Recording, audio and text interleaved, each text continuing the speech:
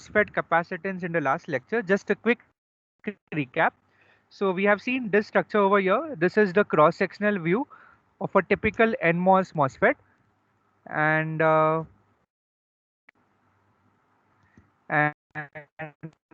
in this the top one is my top MOSFET.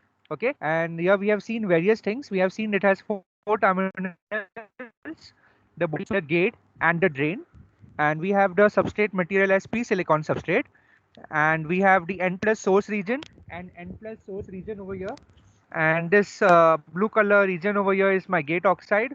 This orange color one is my gate material, which can be aluminum or polysilicon. Correct. So we have seen key why this MOSFET determination of MOSFET capacitance or parasitic capacitance, which is associated with a single MOS structure, is very important, because as we use this MOSFETs for very high frequency operation, this capacitance will limit that frequency of operation. Okay, so knowing them is also very important. And also yesterday we have seen we have a P plus channel stop implant. Okay, so today we are going to formally discuss them. What are the various dimensions? Fine. So the first dimension which we see over here is LM. Now LM is the mask length of the gate. This is my gate, right? Gate is of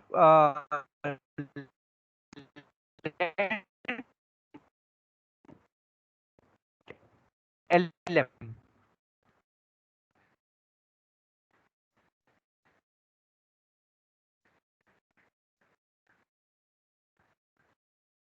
Fine. DL over here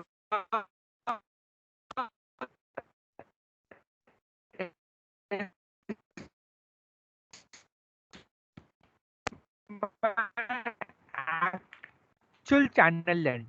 Okay, the channel length is the distance between the n plus source region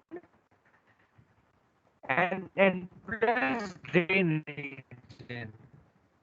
Okay, that is LS and LD are the source overlap region and the drain overlap. Okay, is it okay now? Is my voice fine now, or still it is breaking?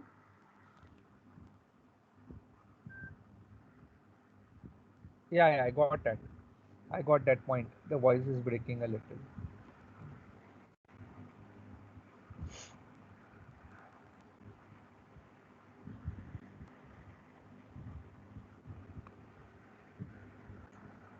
Is this fine now? I mean, if I speak something, is this better now? Is there an improvement in the voice, or still it is breaking?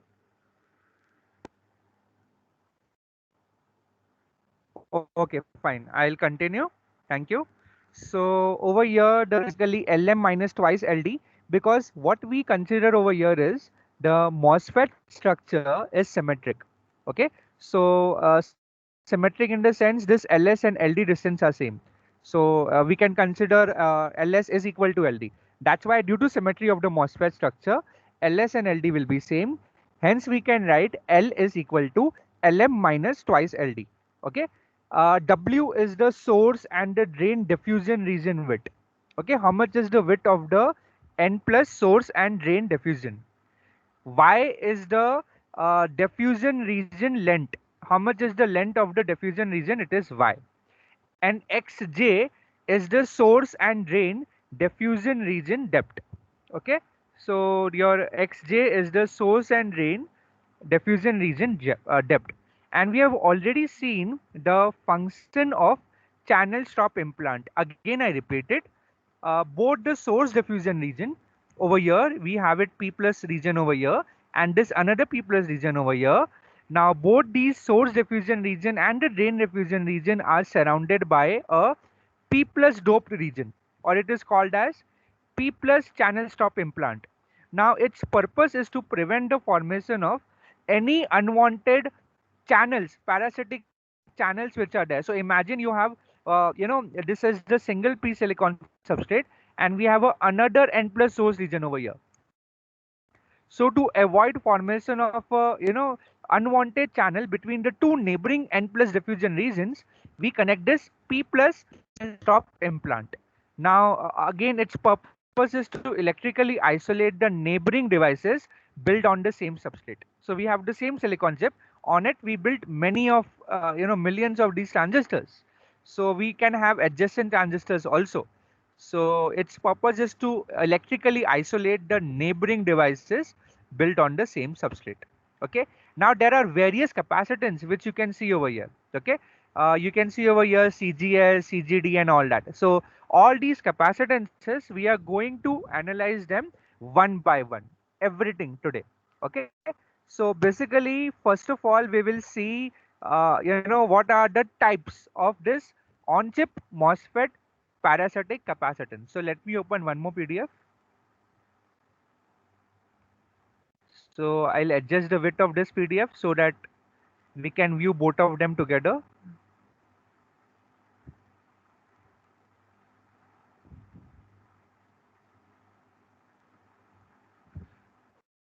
Okay, I'll keep this open and one PDF will be this.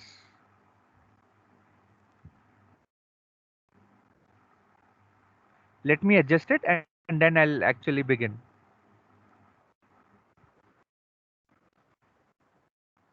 That this is fine. So over here we have on-chip MOSFET parasitic capacitance. So there are two main categories. One is gate oxide related capacitance and another is junction capacitance. Okay. So one is gate oxide related capacitance. Now let's see its categories. So under gate oxide related capacitance, we have two categories: gate overlap capacitance and gate parasitic capacitance. Now, whenever there is a capacitance from the gate terminal, we have oxide layer already coming up. So we will always have COX into picture. Now, what is COX? The gate oxide parasitic capacitance. COX, we have seen now, gate parasitic capacitance. COX. Okay, so COX, we have already known what is a COX. Now, what is this overlap capacitance, gate overlap capacitance? There are two of them. Let me just maximize over here. One is CGD. Okay, I have made a mistake over here. This is gate to source overlap capacitance. So it is CGS. Okay, by mistake I've written CGD. So this is CGS. Okay, I told you that this N plus source is overlapping with the gate. You have a small area which is, the gate and the source regions are overlapping. So we have a capacitance due to this MOSFET structure. Okay, so we have CGS, C capital GS. Okay, so one of the gate overlap capacitance is gate to source overlap capacitance CGS. Similarly, at the drain end we have CGD, which is the gate to drain overlap capacitance. Okay, now these are lumped capacitance, which means that they are independent of voltage. So whether you apply any voltage to the gate terminal or the source terminal or the drain terminal, these capacitance won't be affected by it. It will depend upon the geometry of the MOSFET structure. So we'll soon see that why they are independent of the voltage. So the first category under the oxide related capacitance is gate overlap capacitance and your unit is farad. Okay, so two of the capacitance are clear, capital CGS and capital CGD. They are existing due to the overlap area between the drain diffusion regions and the source diffusion regions and the gate area. Okay, now we'll go to the next one. Next category under the oxide capacitance is the capacitances. Okay, now over here I guess I have to minimize a little. So over here you see three more capacitance which are associated with the gate, which is small CGS, small CGD and small CGB. Okay, so basically we have CGD, gate to drain parasitic capacitance, then we have CGB, gate to substrate parasitic capacitance, and we have CGS, which is gate to source parasitic capacitance. Now these capacitances are distributed capacitance. Okay, and they depend upon the region of operation of the MOSFET. So a MOSFET is working in the cutoff region, or it is working in the linear region, or it is working in the saturation region. So the value of these capacitance are dependent upon the region of operation. That means they are dependent upon the voltage. Fine. So we'll see in detail about them also. No, don't worry. I'm just describing, I'm just classifying them. That's it. Now we have second category as junction capacitance. Now how many PN junctions are there over here? So first PN junction is this. You see over here N plus source and your P plus channel stop implant. We have one PN junction over here. So we will have one capacitance associated with this. And basically your all these PN junctions over here are reverse bias, and all these capacitance are associated with the reverse bias capacitances. Okay. Another PN junction is this P silicon substrate and N plus source region. So we have a P N plus region over here. Okay. Another PN junction will be over here, P silicon substrate and N plus drain. So P N plus region, PN junction. Okay. And another PN junction will be over here, P plus channel stop implant and N plus. So there are total four junction capacitances. We call it PN junction capacitances. Okay. Because the P silicon substrate we have and N plus source we have, and also we have P plus channel stop implant. So we have four types of capacitances over here, out of which the two of them are called as area capacitances. So why area? Area will be farad per centimeter square. Just have a leap of faith. We will discuss that very soon, how we will derive everything. Don't you just worry. You will be at the end of this lecture, you will be able to understand, or at least contemplate ki what these capacitance will have effect, or what do they actually look like. I mean, how they are impacting the operation of the MOSFET. Okay. So the two of them are area capacitance, which is CSBJ, which is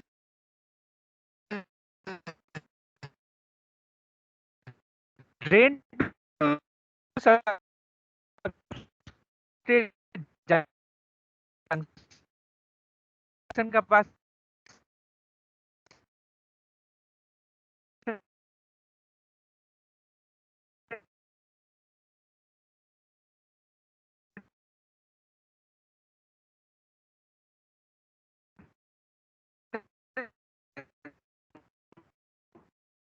over here. It is between N plus source and P silicon substrate. Another one is a drain diffusion, CSCBJ, which into substrate. Fine. We have another. Again, the voice is breaking. Is this breaking again, or am I audible? Note is proper.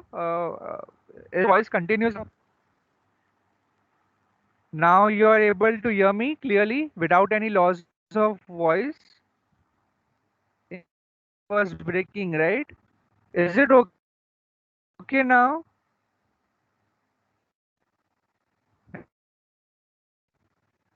Can someone please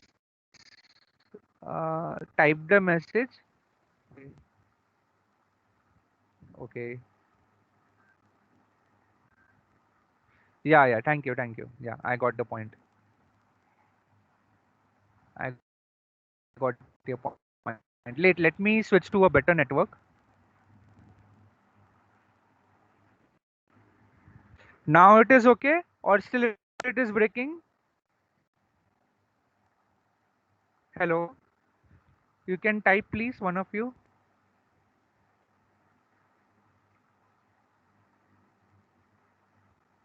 Is this is the voice still breaking?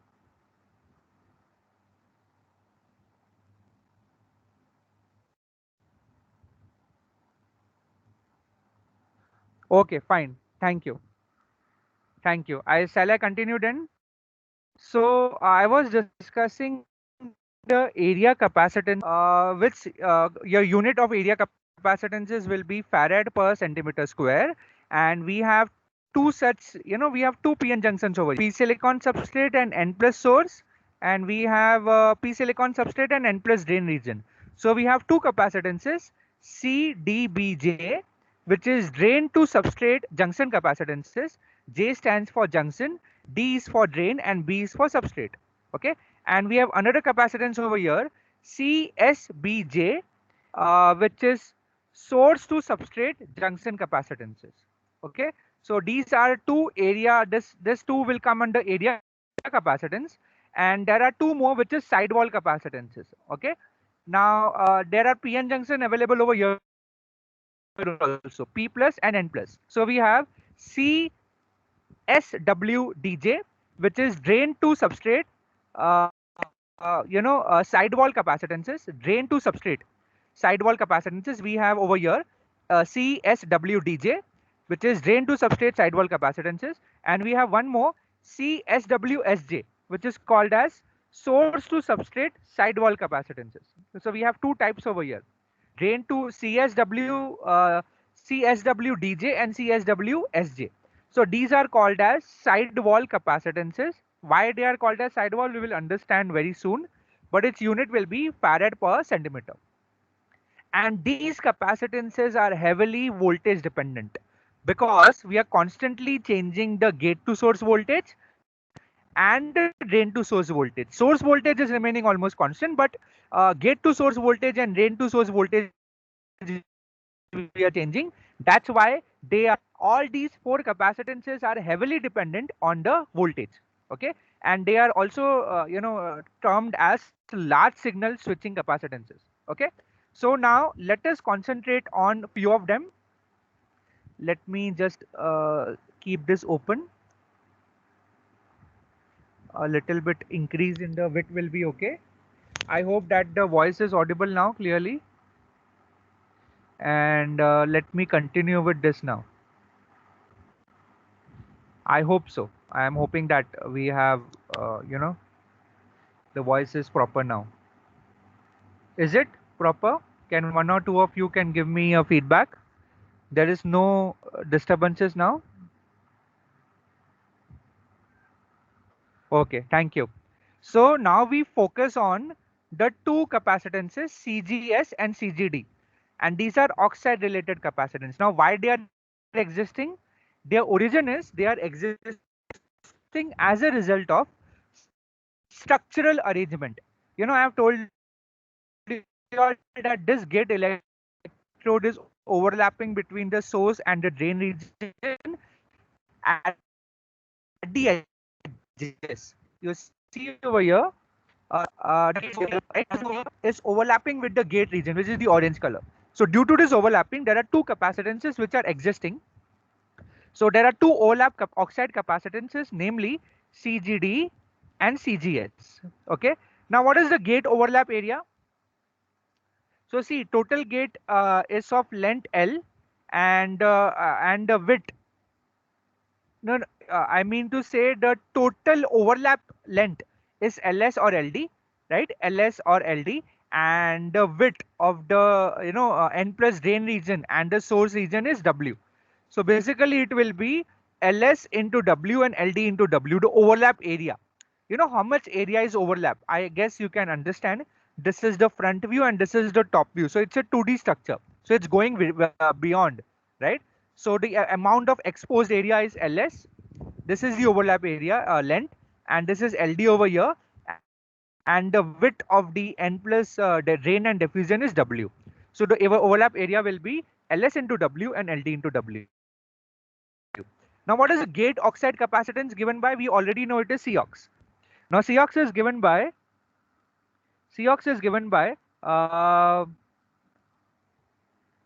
epsilon OX upon Tox, which is farad per centimeter square. Okay, fine. It is farad per centimeter square. So what will be the CGD? So CGD will be, this capacitance will come obviously multiplied by area. You know, this is Cox is your oxide capacitance per unit area. So for CGD, if you want the unit to be farad, you have to multiply that with the area. Okay. So we have CGD equal to Cox into W into LD, and CGS equal to Cox into W into LD. Okay. And here CGD and CGS are defined already. They are gate to drain and gate to source overlap capacitance. I want you all to note down these formulas. Cox CGD and CGS. I'll wait for 30 seconds. I'll wait.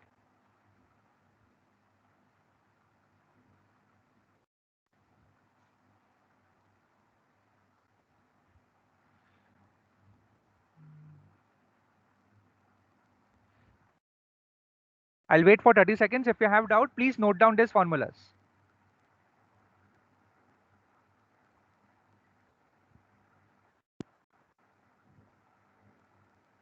Okay, I hope you have noted down.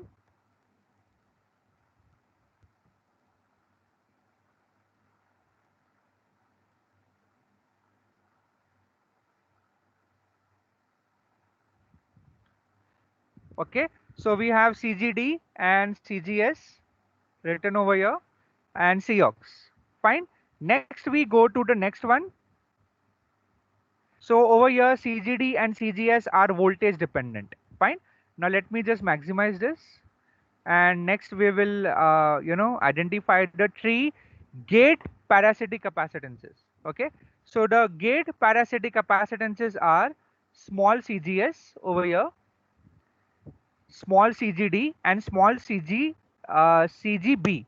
Okay, and they result from the interaction between the gate voltage and the channel charge. You remember there used to be a channel over here between the N plus source and the N plus drain. Okay, so due to that we have this gate parasitic capacitances. Now remember, listen very carefully. Let me just minimize this slightly. See, their channel region over here, let me just maximize this slightly and just minimize this slightly. Okay. The channel region over here is connected to, the channel is connected to the source, the drain and the substrate. That's why we identify three capacitances between the gate and these regions, which is CGS, CGD and CGB. Okay. And these total, if I add these together, these are called as gate to channel capacitances, and they are distributed and they are voltage dependent. Now we'll quickly see why they are called as voltage dependent. Fine. So first of all, the naming part, CGS. How is CGS defined? CGS is the gate to channel capacitance seen between the gate and the source terminal. Okay. Now CGD is the gate to channel capacitance seen between the gate and the drain terminal, and CGB is the gate to channel capacitance seen between the gate and the substrate terminal. I hope that these points are clear. Okay. If you have a doubt, you can ask me. And these are the three how the naming is done basically.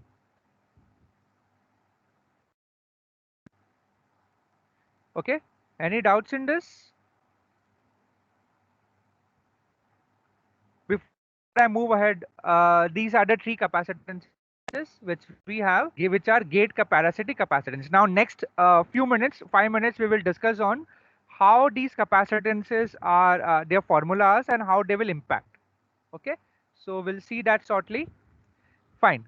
So next is, we'll focus on them. You remember, MOSFET oxide capacitances. Now next topic will be this. How will the MOSFET oxide capacitance look like during the cutoff mode? So during the cutoff mode, let's say we have no channel present that links between the drain and the source terminal. I hope that you can see this picture over here of the MOSFET, of the 2D structure of the MOSFET. So we have capacitances existing between the gate and the substrate terminal. So we have CGB capacitances, which is given by Cox into W by W into L. Now what is W and L? L is the length of the channel, okay, and W is the width of the channel. So the area will be W into L. Fine. And the capacitance over here is Cox. So CGB will be Cox into W into L. Fine. Now since there is no channel in the cutoff mode connecting the N plus region and the source, uh, you know, uh, N channel, we have direct connection between the gate and the substrate. So here we don't have CGS or CGD. Okay, we don't have any capacitances which is connecting the gate and the source, and we don't have a capacitance connecting the gate and the drain also. we just have one capacitance which is connecting the gate and the substrate. So that is your CGB. Okay, so in the cutoff mode, just a division, no channel exists that connects the two N plus regions. So that's why CGS and CGD will be 0.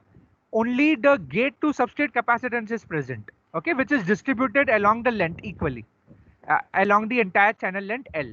Fine. So hence we have CGB, which is given by Cox into W into L, and the unit is again farad. Okay. Now let's move on to the linear region. Now in the linear region, we have seen that there exists a channel. That channel might be tapered. We know why it is tapered, right?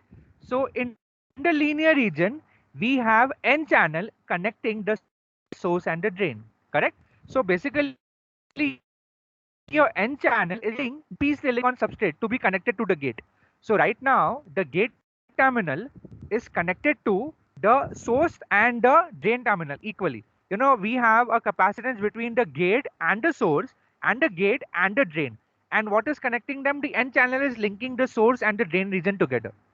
That's why we don't have any gate to substrate capacitance over here.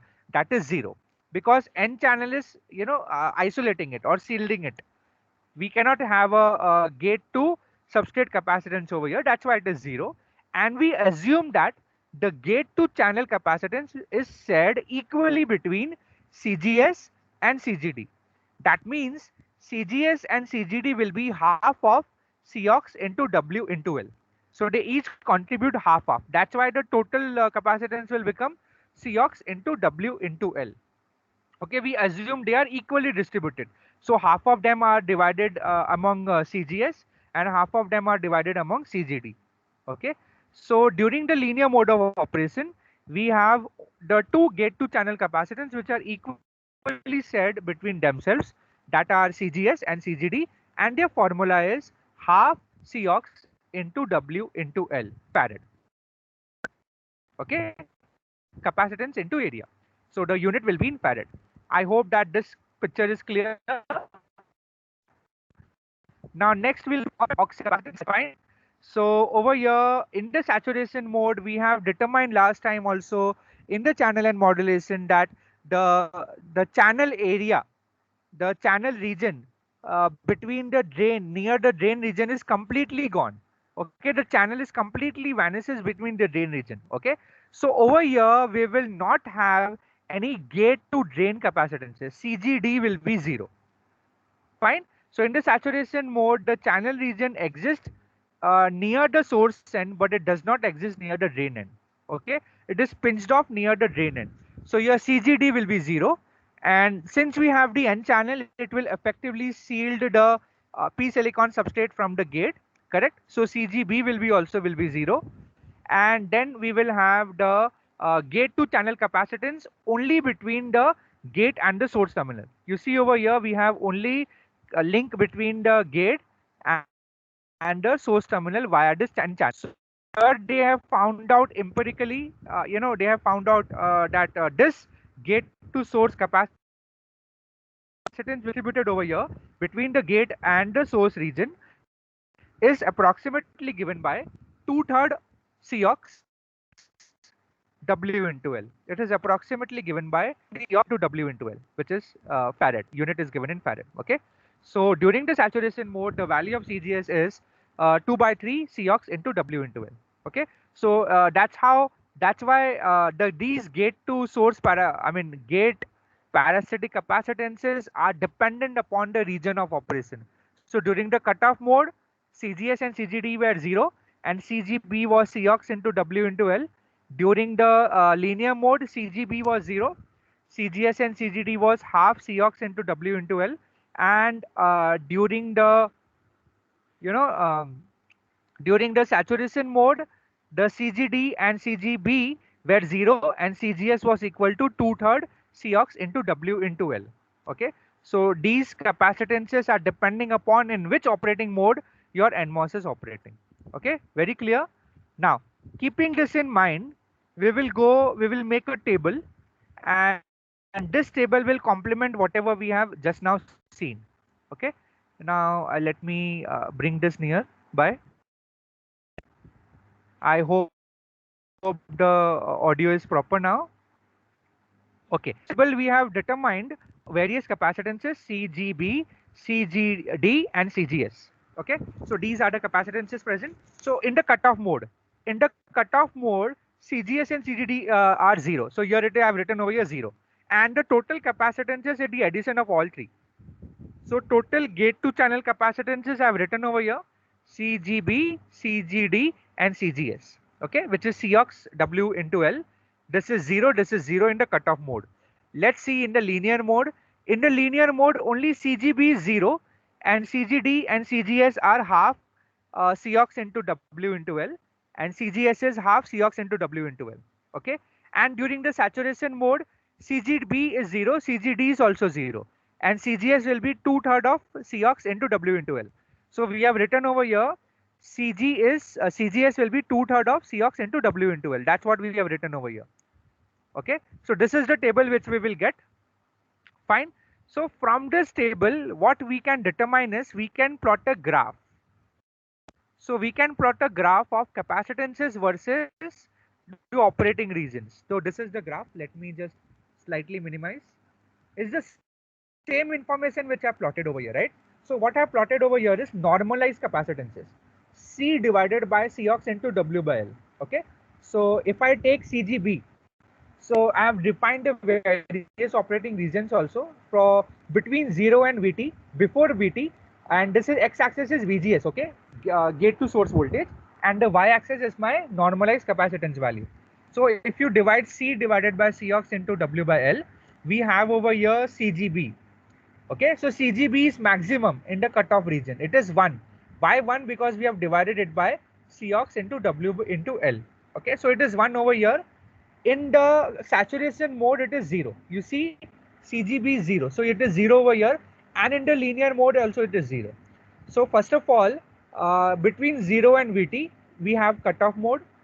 Between VT and VT plus VDS, we have saturation mode.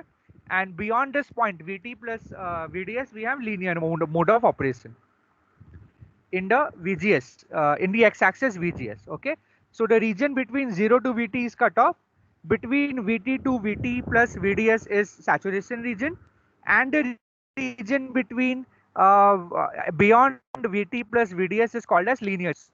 The CGB value is maximum over here 1 actually, and it is 0 and 0 in the linear and saturation. So this purple color curve, if you see, it is and it is dropping down to 0 over here. Okay. Then next is CGD. So CGD is blue color curve over here. It is 0 in the cutoff. So it is 0 over here in the cutoff. In the saturation also it's 0, correct? But in the linear mode of operation, it is half Cox into W into L. Okay. So we have defined over here half. Why half? Because it is divided by Cox into W into L. Okay, so the value over here is 0.5 or half. So the CGD value is half over here. Okay, in the linear mode of operation. Now let's check CGS. So CGS value is 0 in the cutoff. So we have marked this green color curve. It is 2/3 of Cox into W by L, W into L in saturation region.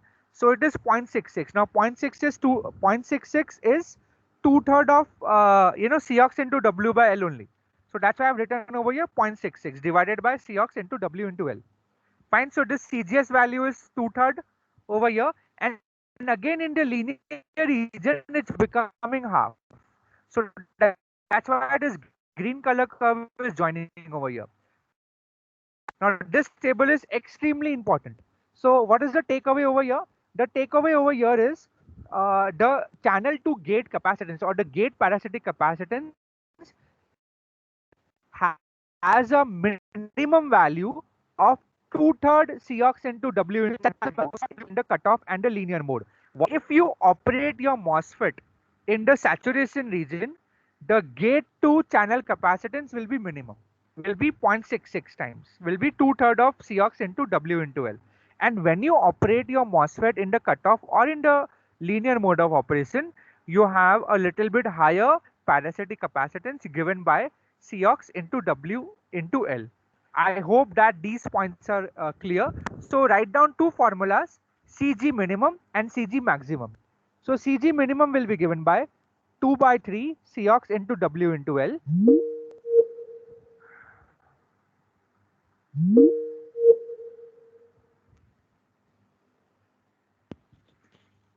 Okay, I was lost in between. Am I audible now? Can few of you reply? Sorry, there are a lot of fluctuations today. Am I audible now?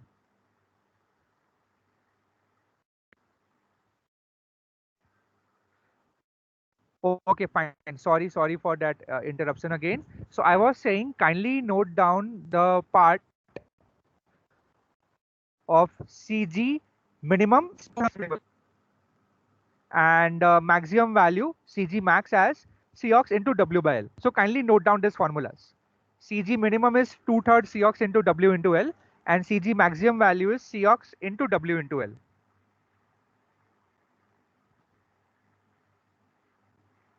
Okay. I hope that you all have noted it down.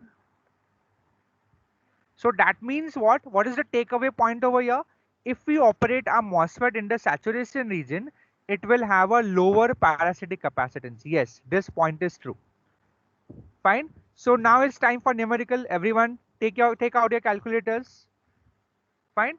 So the numerical says if I hope that you all don't have any doubt over here. I'll wait for 5 seconds. If you have any doubt, you can type in the meeting chat. I'll wait for 5 seconds. Any clarity required over here for the oxide related capacitance and how they are dependent upon the various uh, operating regions? Type if you have no doubts, or I can proceed for the numerical.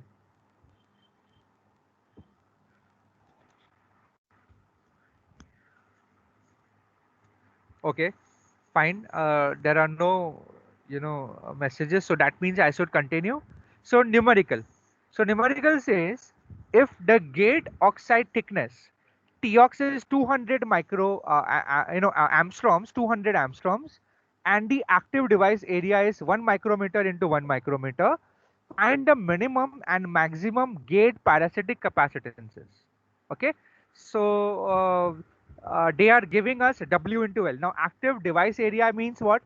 W and L. So W into L are given same. The product is given as 1 micrometer into 1 micrometer.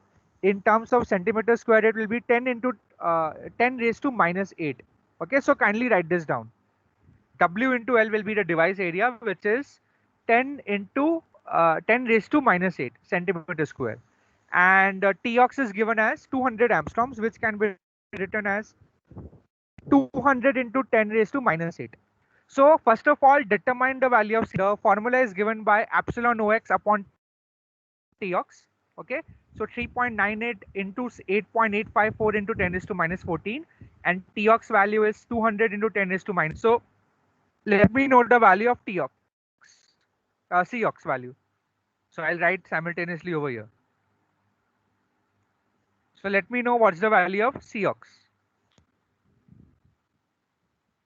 Cox is given by, quickly,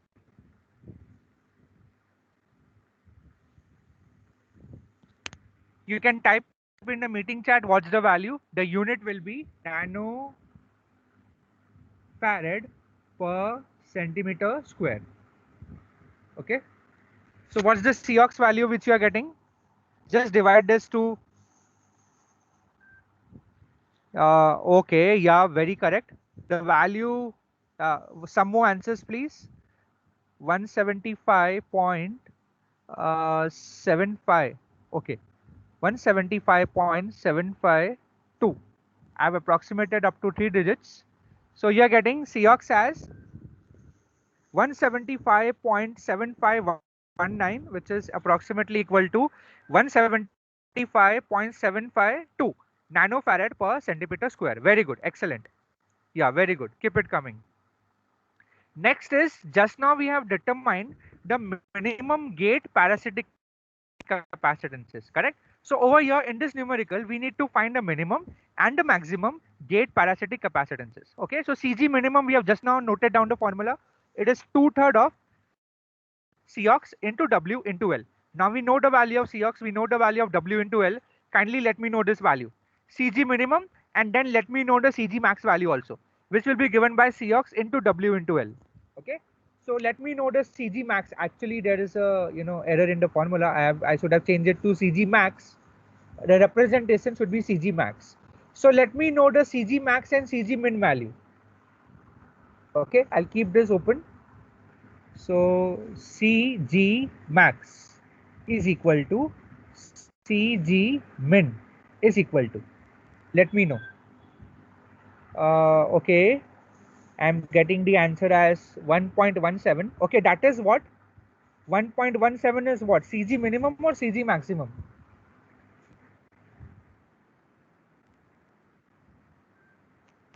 Yeah, CG minimum. So CG minimum is 1.17. We have a new unit over here. I guess it will be 10 raised to minus 15. Correct? So 10 raised to minus 15 is called as femto. So we call it femtofarad. Fine. Now what will be CG max?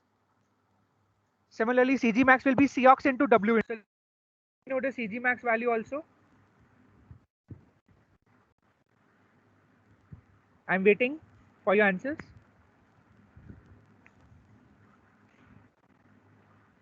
So CG max value. Anyone? Okay, yeah, correct. 1.75 femtofarad. Excellent. So the value of Cox is 175 nanofarad per centimeter square. CG max is 1.75 femtofarad and CG minimum is 1.17 femtofarad. Absolutely correct. Correct. So you see, if you operate your device in the saturation mode saturation mode, you will have a lower parasitic capacitance as compared to operating in the linear and the cutoff mode of operation. Okay. So these are the answers which you should get. Okay, if you solve it properly with all the units intact. So we have learned one more new distinct femtofarad. Okay, you can use this unit whenever we have 10 raised to minus 15. We have to deal with a lot of smaller units now in this, because everything is moving smaller and smaller. So we have Cox, we have CG max, and we have CG minimum. Okay, now, okay, I guess it's almost like 2 minutes remaining. I want you to understand certain thing, that there was a second topic also. Like for example, junction capacitances, right? You remember there are two more capacitances. Let me show it to you in this. So out of all these MOSFET capacitances, we have only covered these five. 1, 2, 3, 4, 5, which are related to the gate and oxide. We have not touched the junction capacitances. Now there are four junction capacitances: CGBJ, CDBJ, CSWDJ, and CSWSJ. Now these are extremely important also, but they have a long derivation. So basically they are the PN junctions. They are PN junction capacitances. Okay. So I don't think so I will be able to cover that topic today.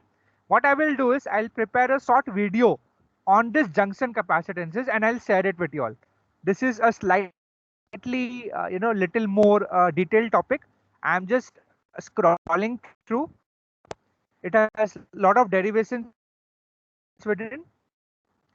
So I will not be able to cover it. I may require around 20 minutes or so, more than that in fact. Okay. So here you can see I'm just scrolling down, but I will cover. So you see over here I have to teach you a lot of concepts regarding this sidewall and area capacitances. So we'll talk about all this. I think I will not discuss that in the next lecture. From next lecture, we are going to start with a newer topic, which is scaling. Okay, but this topic, junction capacitances and the entire sidewall capacitances, I'll discuss in the form of a video. So in short, all these four capacitances, which are area capacitance or periphery or sidewall capacitances, how do we arrive at this results? K equivalent into A into Cj0, what is K equivalent, what is this area, and what is this CJ0. Everything we will discuss next time. I mean, in the video which I will share it. Okay, I couldn't complete it because of sort of time, but I'll definitely share a video. And after that also in space of and the context of time in few next lectures I will also cover numericals related to it. Okay, so I will prepare a short video and I'll share it with you all based on junction capacitance. Note that they are difficult. Okay, the topic is slightly difficult, but they are really important because all these capacitances are associated with, as you can see, the formulas. They are not so simpler, and they are dependent upon voltage. Correct. So we have huge formulas and derivations coming up for these. Okay, are they there in exam? Yes. MOSFET capacitance is very well there in your syllabus. Fine. So I will like to stop over here. I will prepare a short video on junction capacitance and share with you all. Okay, the numericals on it we will continue on subsequent lectures whenever we get the time. Okay, so I will be stopping the recording now and ask if any doubts you all have. It's already